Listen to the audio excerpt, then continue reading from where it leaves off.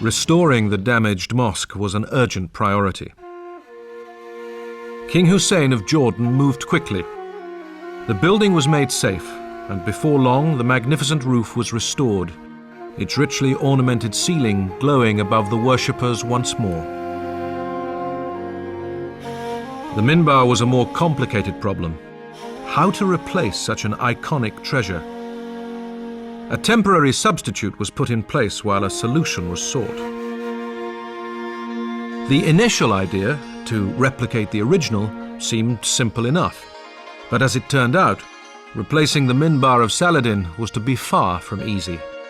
For the late King Hussein and his successor, King Abdullah II, it became a lengthy and far-reaching quest, one that was to last more than 30 years. It was a puzzle. The minbar was made in a remarkable way. It was made without any nails, and it was made according to sacred proportions. Sacred proportions to do with numbers. Numbers have, in, as it were, sacred geometry, a significance that they're not merely quantities, but also qualities.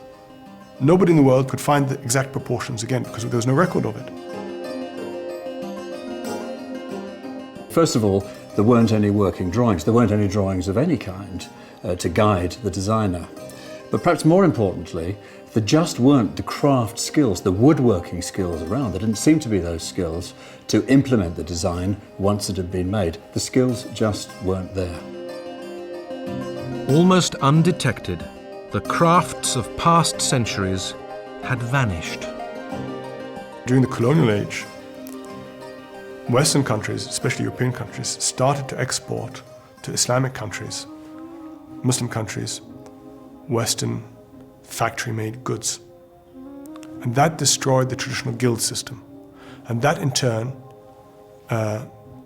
weakened the traditional crafts and guilds and arts and removed their socio-economic function in society. Of course, their spiritual function was still vibrant, but their socio-economic function in society was removed, so that the guilds were gradually decimated. This realization came as something of a shock, a wake-up call. Had the world really allowed priceless knowledge and skills developed over centuries to simply slip away?